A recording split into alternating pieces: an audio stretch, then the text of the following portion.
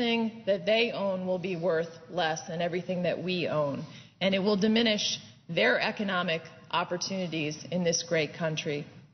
Senator Rubio, I know that you're also the father of 4 young children. What is it that you are most concerned about with respect to the future of our great country? Well, first,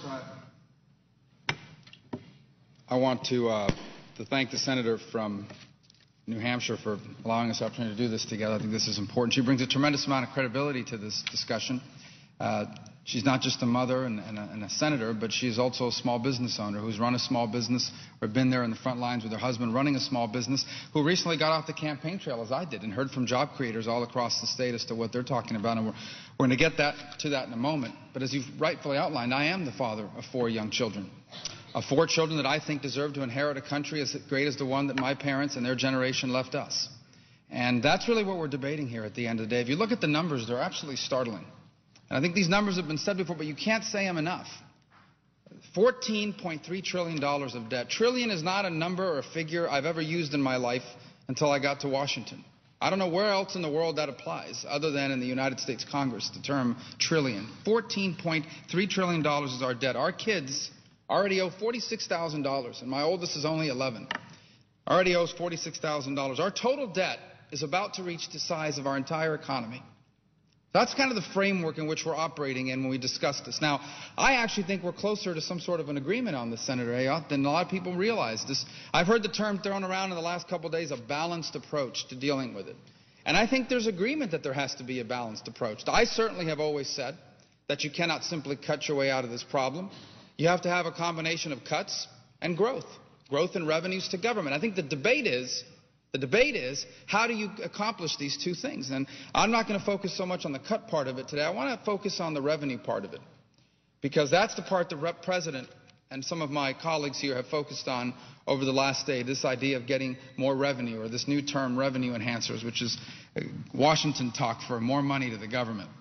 And according to the President, some in his party, most in his party, I should say, the idea is simple. They think that there's a bunch of people out there in America that are making a lot of money, more money than maybe they should be making, and they just need to pay more in taxes. And if these people pay more in taxes, then all these problems will get a lot easier to deal with. That's kind of the viewpoint they bring to this debate. Yesterday we saw, and I know tomorrow the majority leader will be voting here on the floor on something the majority leader has offered up, something called the sense of the Senate, which people watching at home may wonder, what is that? Well, that basically means what's on the Senate's mind. And the sense of the Senate under this thing that we're going to be voting on tomorrow is basically that you've got a bunch of people in this country that make over $1 million, and that these people need to do more to help with the debt. That's basically the sense of the Senate that there's going to be a vote on tomorrow. It's very interesting things. So I looked at it because ultimately this is a serious issue. So let's explore this with an open mind. Let's not be doctrinaire, right? Let's not be blindly ideological. Let's look at this from a common sense perspective. This idea that all these millionaires and billionaires, if they just paid more taxes, these problems would be solved. And let's analyze it, because this is all about math. And here's the fact. The fact is, it doesn't solve the problem. First of all, if you taxed these people at 100%, if basically next year you said, look, every penny you make next year, the government's going to take it from you, it still doesn't solve the debt. Not only does that not solve the debt problem, but I looked at a host of others, some great publication that came out today from the Joint Economics Committee. Our colleague Senator DeMint chairs it. And it kind of outlines some of the tax increases being proposed by our colleagues in the Democratic Party and the President to solve the debt problem. And you add them all up. You add all of these things up, the jet airplanes, the oil companies, all the other things they talk about. You put them all together in one big batch, and you know what it does? It basically deals with 9 days and 23 hours worth of deficit spending. 9 days and 20, it doesn't even get to 10 days of deficit spending. That's how much it solves. So all this talk about going after people that make all this money, it buys you 9 days and 23 hours. Let's round it off. Let's give them the benefit of the doubt. It buys them 10 days of deficit spending reduction. That's what all this stuff rounds up to. So here's the bottom line. These tax increases they're talking about, these so-called revenue enhancers, they don't solve the problem. So what do we do then?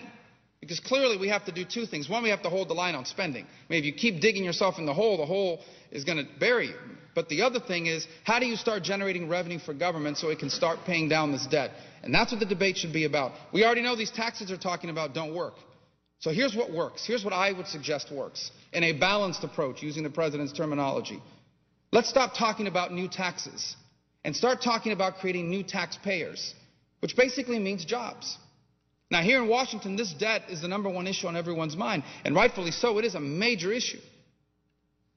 But everywhere else in the real world, the #1 issue on people's minds are jobs.